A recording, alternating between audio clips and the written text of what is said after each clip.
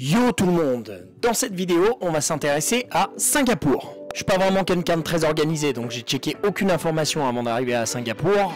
Une fois arrivé là-bas, je m'attendais à tout, mais sauf ça.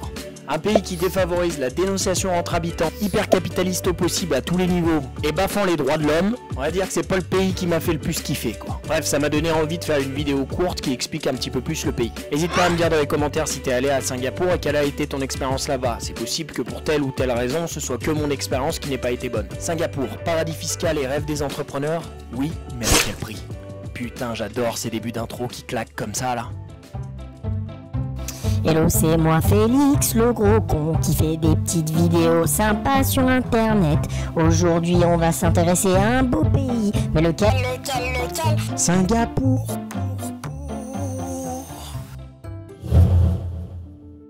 Singapour est célèbre pour son environnement économique favorable, avec des taux d'imposition bas et des incitations fiscales attractives. Autrefois modestes en ressources et en richesses, Hong Kong et Singapour témoignent désormais d'un développement économique remarquable. Leur taille est relativement petite et leur population hautement urbanisée cache une influence économique et un rayonnement international disproportionné par rapport à leur géographie. Le salaire minimum à Singapour s'élève à 7 300 $ singapouriens, soit environ 5 000 €, attirant une forte affluence d'étrangers, principalement originaires des pays voisins. Cette attractivité s'explique aisément compte tenu de la disparité salariale, Singapour offrant des rémunérations environ 10 fois supérieures à celles pratiquées dans les pays limitrophes tels que la Malaisie, l'Indonésie et la Thaïlande. Avec une population totale de 5,8 millions d'habitants, Singapour compte plus d'1 million de travailleurs migrants, hommes et femmes venant principalement de nations asiatiques économiquement moins développées. Historiquement, Hong Kong a été le choix privilégié pour les multinationales, en particulier dans le secteur financier, pour accéder au marché asiatique, avec plus de 9000 multinationales présentes en 2021.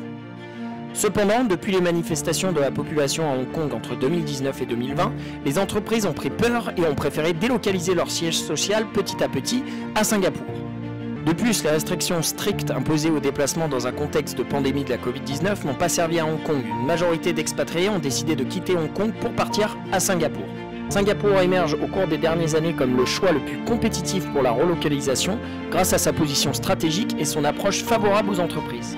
Le capitalisme prospère, attirant des entrepreneurs du monde entier en quête de succès financier. Cependant, derrière cette façade prospère, le gouvernement singapourien est réputé pour son intransigeance. En résumé, Singapour est devenu considérablement plus attractif que Hong Kong, conduisant la plupart des entreprises multinationales à quitter Hong Kong et investir leur capital à Singapour. Cette migration a contribué à quadrupler le PIB de Singapour en l'espace de seulement 20 ans. Il est important de souligner que cette réorientation des capitaux des multinationales à Hong Kong s'est faite parce que les entreprises avaient peur d'une révolution civile dans le pays. Le choix de Singapour ne s'est pas fait par hasard. C'était une décision stratégique visant à trouver un pays où la population serait docile et dépourvue de toute tendance à la rébellion.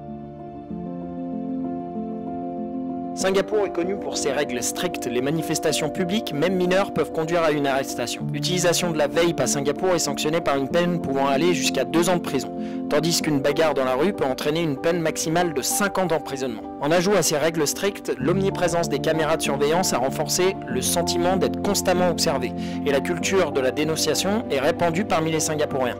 Les résidents ne semblent pas hésiter à alerter la police dès qu'ils sont témoins d'un délit, allant même jusqu'à signaler des comportements privés, comme se promener nu chez soi, sans avoir besoin de divulguer leur identité pour déclencher l'intervention policière. Malgré certaines restrictions, la population semble accepter cette surveillance sans grande contestation, ce qui soulève des questions sur les droits individuels. Pour certains étrangers, l'accueil à Singapour peut être des moins chaleureux, avec des anecdotes suggérant que les Singapouriens adoptent parfois une attitude condescendante envers les étrangers, particulièrement envers les migrants venant travailler dans le pays. Cette perception contribue à créer une atmosphère où certains ressentent une certaine hostilité de la part de la population locale.